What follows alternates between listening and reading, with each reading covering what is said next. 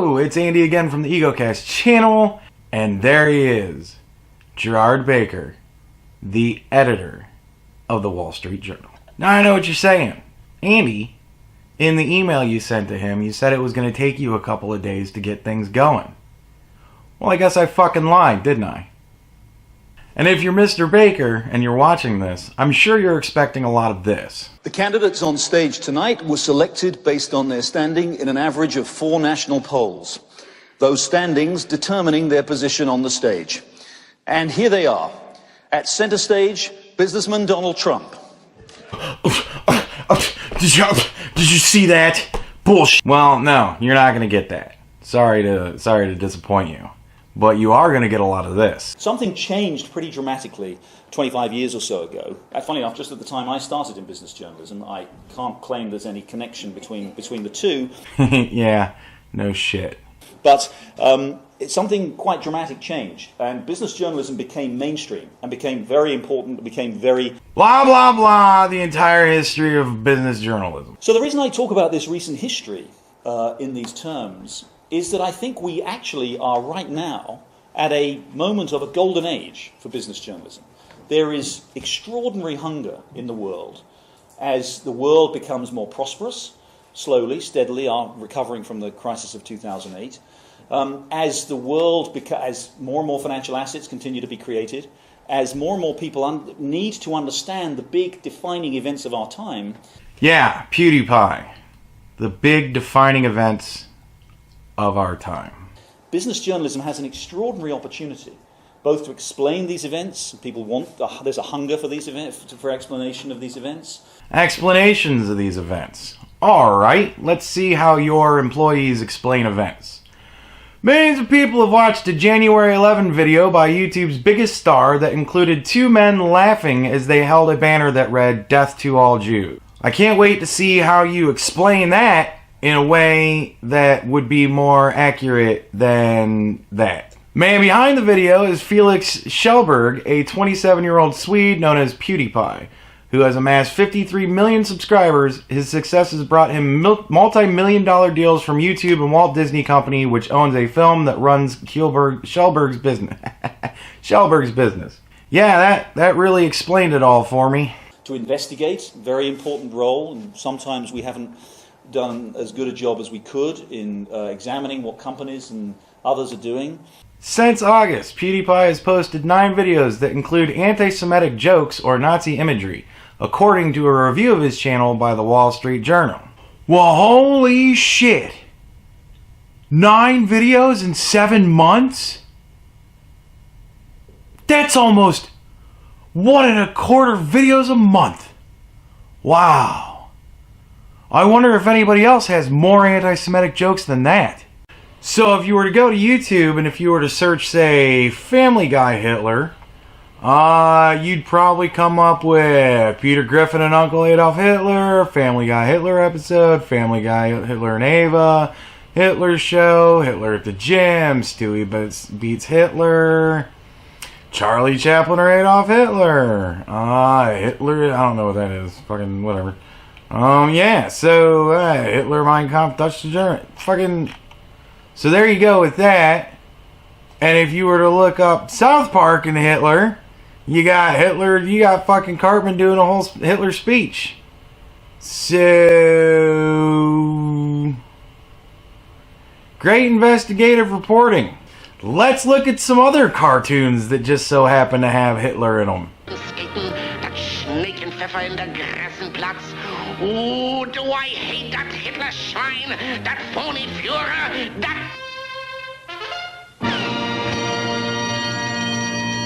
Heil Hitler.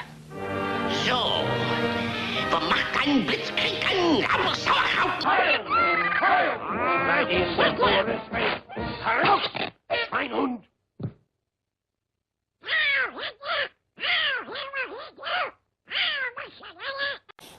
And more generally holding governments, institutions, corporations, and individuals accountable. Holding people accountable. Huh. So, like, say if one of your reporters just fucking made shit sound really worse than it actually was, then you'd want to hold them accountable in some way, right? So you probably wouldn't do anything like, say, "We stand by the reporting," said Colleen Schwartz, a spokeswoman for Dow Jones and Company, which owns the Journal.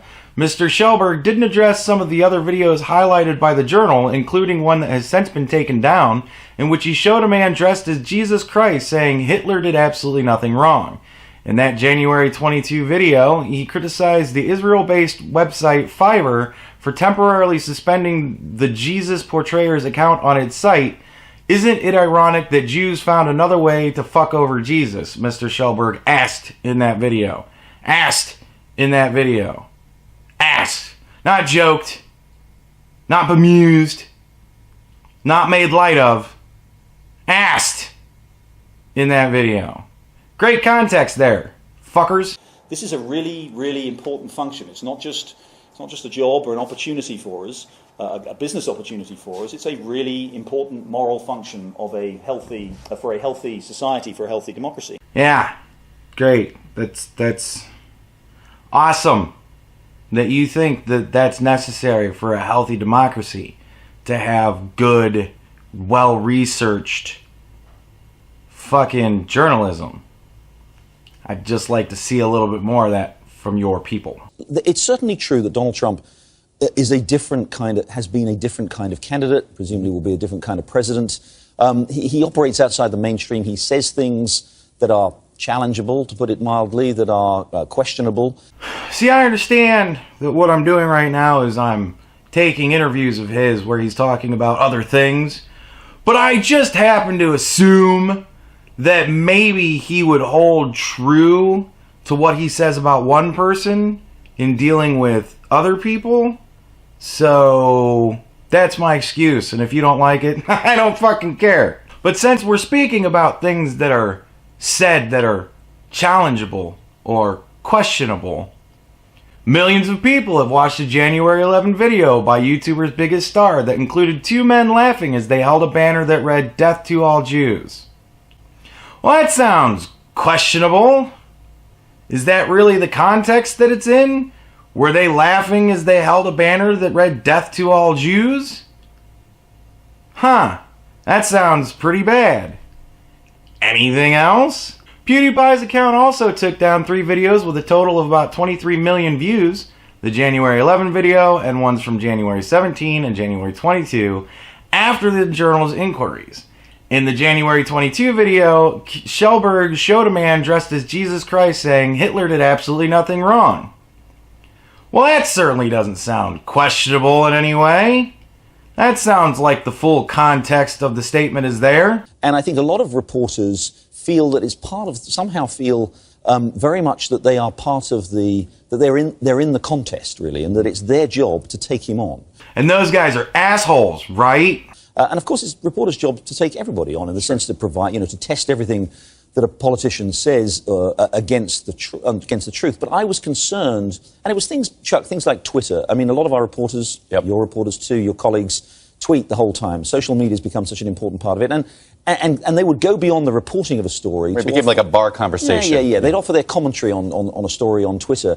And that's, of course, bad, right? When you're creating an opinion piece and calling it news, like, say, putting it in the text section of your paper. And I was concerned, look, I don't, you're entitled to your own views about Donald Trump, you're entitled to your own views about Hillary Clinton, but, our readers, it's about trust. So lying to us or misleading us in some way by not really giving context or making the tone of a statement in one of your articles to be one way and not really neutral, that's bad, all right? If our readers see that you're saying scathing things about Donald Trump on Twitter, or they hear you on TV saying things in a commentary way... Because Disney severs ties with YouTube star PewDiePie after anti-Semitic posts,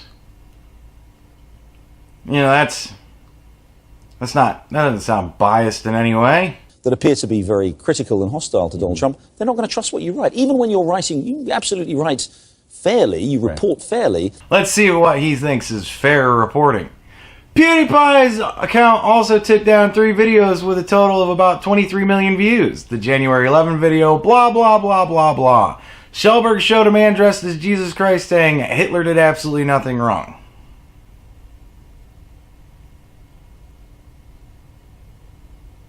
No context. But if they think that you're coming from a position, they're not going to trust you. So I was very concerned that we be seen to be fair. We be fair to all candidates, sure, and we not be seen to be out there kind of engaged in the political debate. Since August, PewDiePie has posted 9 videos that include anti-Semitic jokes or Nazi imagery, according to a review of his channel by The Wall Street Journal.